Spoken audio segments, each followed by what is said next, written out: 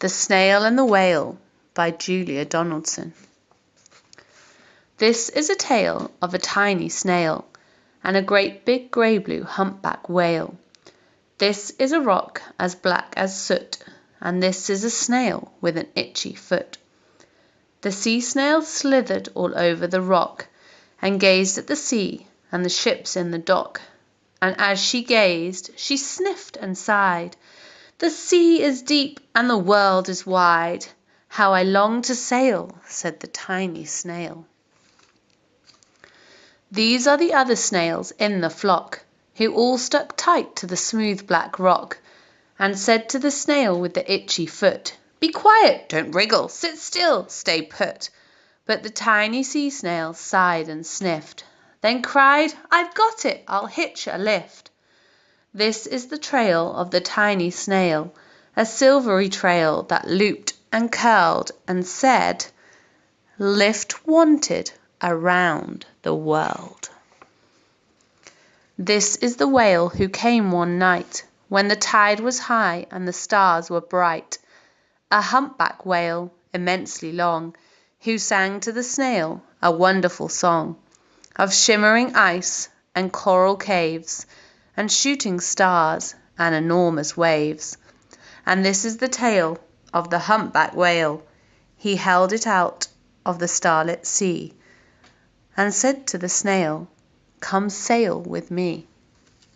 This is the sea, so wild and free, that carried the whale and the snail on his tail to towering icebergs and far off lands, with fiery mountains and golden sands. These are the waves that arched and crashed, that foamed and frolicked and sprayed and splashed the tiny snail on the tail of the whale.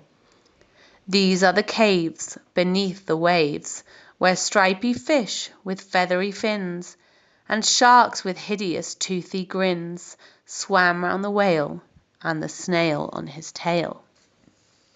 This is the sky, so vast and high, sometimes sunny and blue and warm, sometimes filled with a thunderstorm, with zigzag lightning, flashing and frightening the tiny snail on the tail of the whale.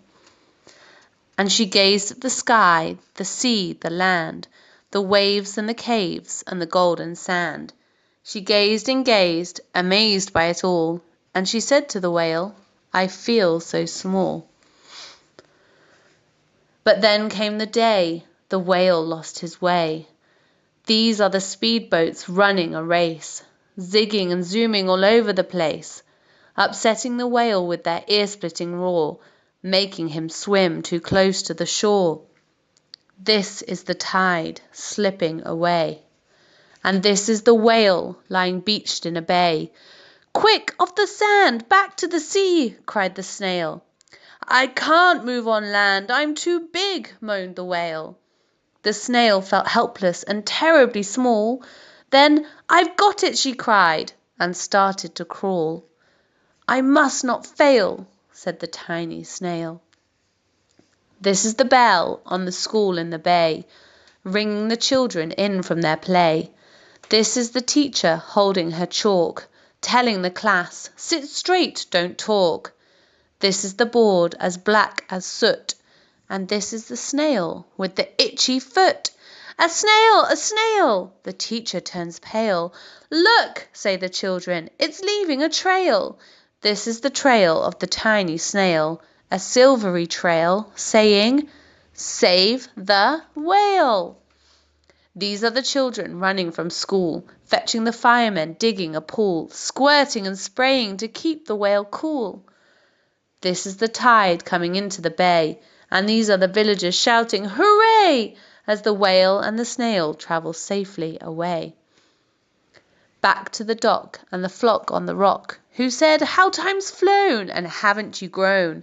And the whale and the snail told their wonderful tale of shimmering ice and coral caves, and shooting stars and enormous waves, and of how the snail, so small and frail, with her looping, curling, silvery trail, saved the life of the humpback whale. Then the humpback whale held out his tail and on crawled snail after snail after snail. And they sang to the sea as they all set sail on the tail of the grey-blue humpback whale.